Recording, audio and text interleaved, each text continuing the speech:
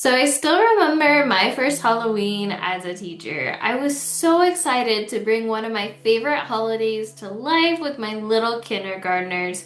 I had decorated my entire classroom, floor to ceiling, in cobwebs, really big spiders. I went all out. It took me a long time to do. But by the end of Halloween, the day itself, I was actually laying on my classroom carpet face up, staring at the ceiling because I was completely zonked and exhausted and just overwhelmed. So over the years, I've learned that Halloween doesn't have to be that way, and it doesn't have to mean chaos. So today we're going to be talking about how to make it fun while still staying and keeping it under control. So with that being said, let's dive in.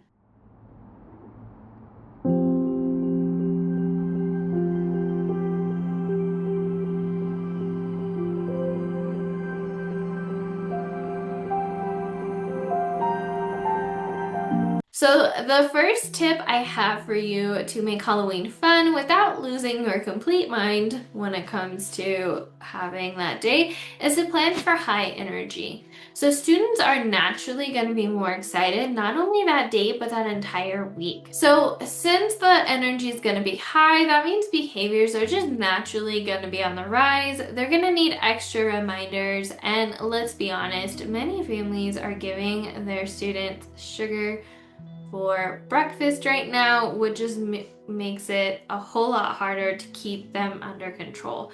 So that's why I recommend keeping lessons short and incorporate extra movement breaks or brain breaks as you can, and just plan for that high energy so you're not surprised when it happens.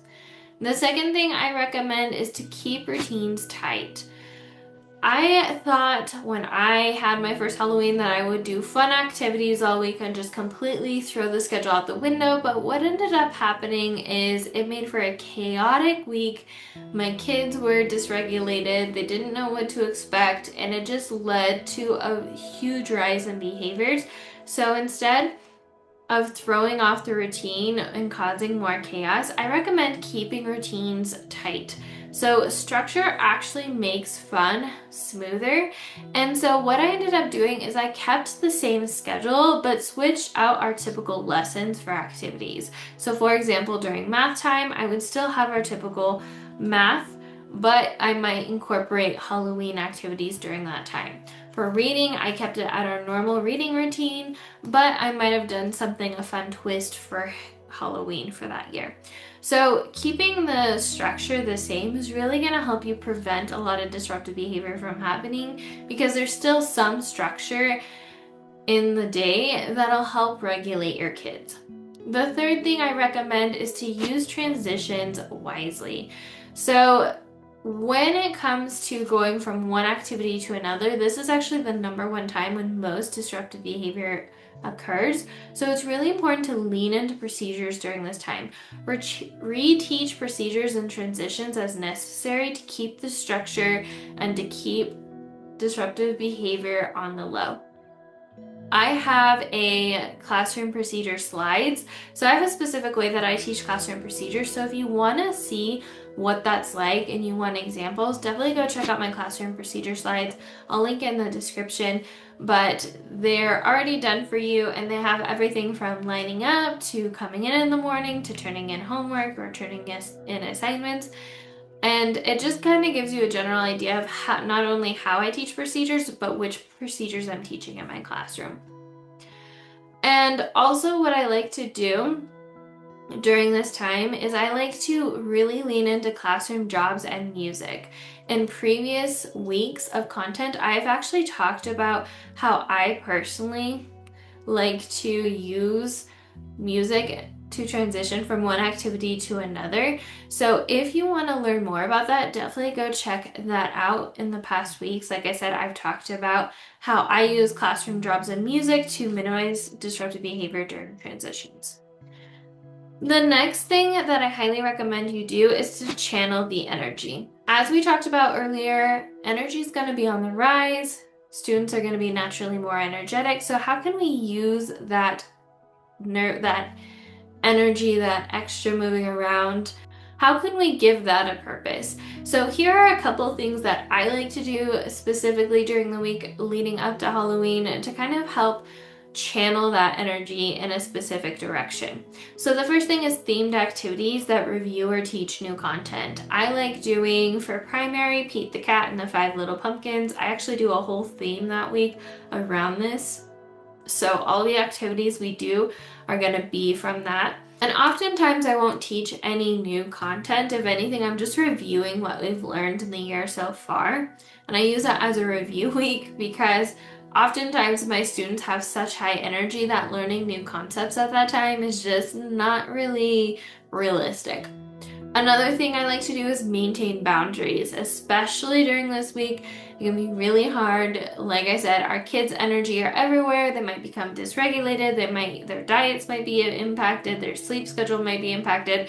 So maintaining those boundaries, being clear and concise with my consequences, not giving a ton of warnings is really important to maintain the structure for this week while still having fun.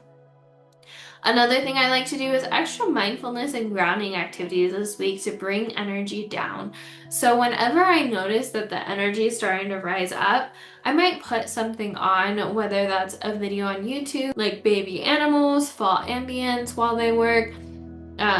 There's mindfulness activities on Go Noodle, stuff like that to just help them breathe and bring their energy down is gonna help us alchemize that energy to where we can use it then towards learning and we can calm and regulate our nervous system.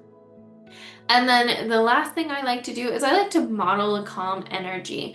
So if I'm high energy up here, my students will meet me. If I come in, down here, my students are going to meet me down here. If I notice they're up here, I'm going to do everything I can to bring the energy down. So I'm going to bring my energy down and my students are naturally going to match me. So make sure you're being intentional with your energy. And if you notice that things are getting out of hand, make sure to come up with calm energy and your students will match you and help give them skills and tools and breathing techniques, time with the lights off with our heads down, just to regulate ourselves, breathing techniques to regulate ourselves to bring us down and calm our nervous system. So that wraps up everything on what I personally do the week of Halloween to keep it fun while still structured and calm and not so chaotic that, you just dread the day and you end up laying on your kindergarten carpet facing the ceiling because you're just so exhausted. So as a recap of what we talked about so far, we talked about plan for high energy. We talked about how to keep routines tight. We talked about how to use transitions wisely. And then we talked about channeling that energy intentionally to benefit you and your learning. So that wraps up everything in order to keep a calm Halloween, yet fun Halloween.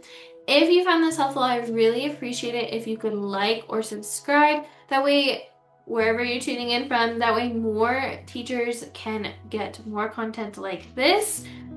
And if you want to take it a step further and you want more tips on classroom management, I definitely recommend checking out my classroom management guide. This is my guide that wraps up the top 10 most commonly asked questions I get in regards to classroom management. I put the answer in a guide, and then just like a short page answer. And then if you want a further explanation, I actually linked to additional podcasts and YouTube videos, so you don't have to sift through all my content to find the answer. You can just click and find it directly, which is going to be super helpful since I'm now at over 150 weeks of content.